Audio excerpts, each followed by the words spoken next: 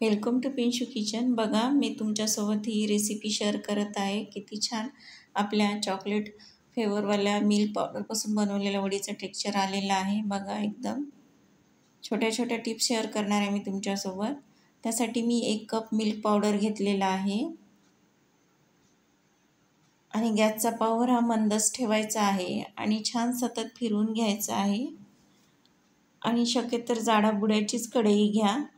तर याने मला उलटायला सोपं जात नव्हतं, त्यामुळे मी उलटणं घेतलेलं आहे. बघू शकता, टोकदार वस्तूने घेतलं तसं तळापासून आपल्याला पलटल्या जाते. आणि मिल्क पावडर हे आपलं बुडी नाही लागलं पाहिजे, याची काळजी घ्यायची आहे. बघा, अशा प्रकारे छान सतत फिरवत राहावं लागणार आहे आपल्याला उलटणं. मिल्क पावडर बुडी लागलं असतं त्याची टेस्ट चांगली येत नाही. बघा, अशा प्रकारे मी 5 ते 7 मिनिटात छान असं भाजून घेतलेलं आहे. हे व्हाईट कलरचं पहिले माझ्या ताटातलं आहे ते, आणि आता कलर बघू शकता तुम्ही किती छान आलेला आहे. आपण डिशमध्ये काढून घेऊया ते. ही रेसिपी जर तुम्हाला आवडली तर चॅनेलला सबस्क्राईब करायला विसरू नका आणि कमेंट करा आणि तुमच्या मित्रमंडळीसोबत शेअर करायला विसरू नका. बघा, किती छान टेक्स्चर आलेलं आहे भाजल्यानंतर, बारीक रव्यासारखं. तर 1 चमचा मी देसी घी टाकत आहे. मिल्क पावडर गरम असल्या कारणामुळे छान आपलं तूप हे मिक्स होऊन जाईल. व्हिडिओ कुठेही स्किप न करता शेवटपर्यंत बघा, मी भरपूर टिप्स सांगणार आहे.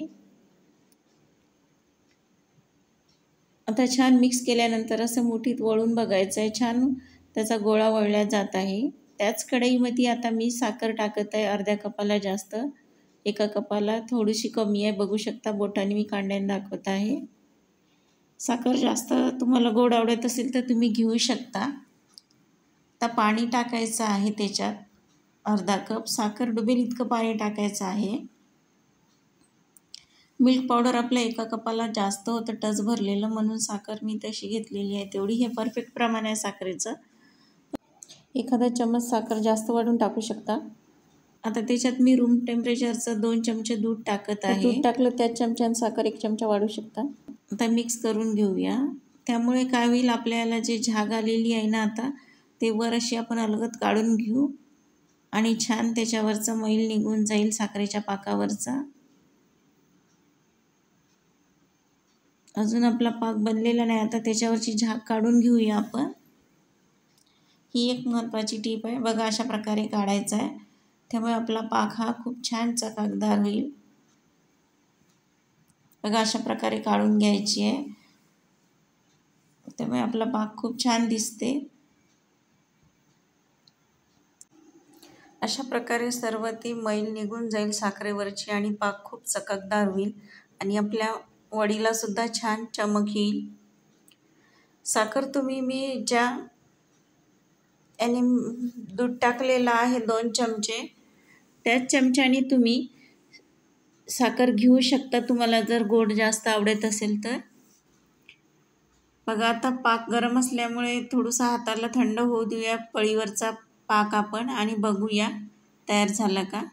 बघा, एकतारी पाक हा आपला तयार झालेला आहे. परफेक्ट आपल्याला असाच पाक पाहिजे. मी जवळून दाखवते तुम्हाला. आता या स्टेजला आपल्याला हे मिल्क पावडर त्यात छान मिक्स करून घ्यायचं आहे.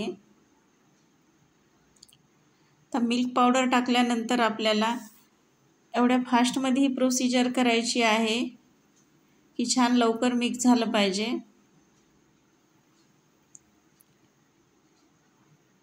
अगदी 3 ते 4 मिनटात छान मिक्स होईल आणि गॅस हा मंदच ठेवायचा आहे.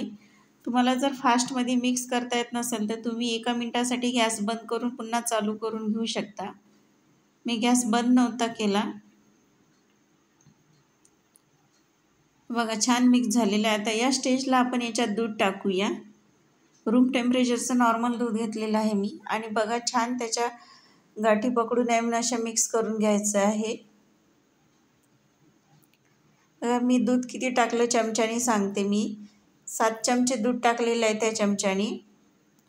आणि एखादा 2 चमचा जास्त झालं दूध काही होत नाही. त्यामुळे आपल्या वडीला छान सॉफ्टनेस येईल, सॉफ्ट बनेल ठिसूळ अशी. तर बघा 3 ते 4 मिनिट झालेले आहेत. आपलं परतून हे आता बंद केलेला आहे गॅस.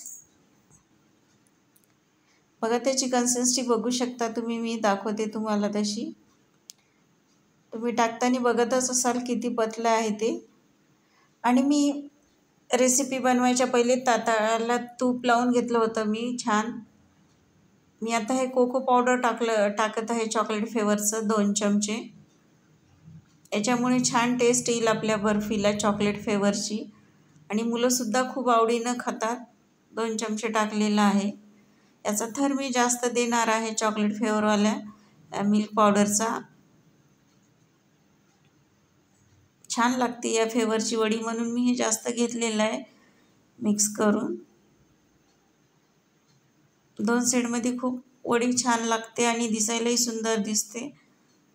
आणि आवडल्या चॅनेलला सबस्क्राईब करायला विसरू नका आणि बेल आयकॉनचं बटन प्रेस करायला विसरू नका, जेणेकरून मी नवीन व्हिडिओ अपलोड करेल तेव्हा त्याचे नोटिफिकेशन तुमच्यापर्यंत पोहोचेल. आता तुम्ही गार्निश करायला बदाम, पिस्ता किंवा काजू घेऊ शकता. माझ्या घरात मी भाजलेले शेंगदाणे अवेलेबल होते त्यामुळे तेच घेतलेले आहे.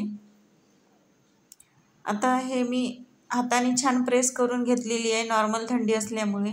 आणि बघा साधारण गरम असतानाच वडी पाडून घ्यायची आहे, त्यामुळे लवकर वडीला आपल्या छान अशा पाडता येईल.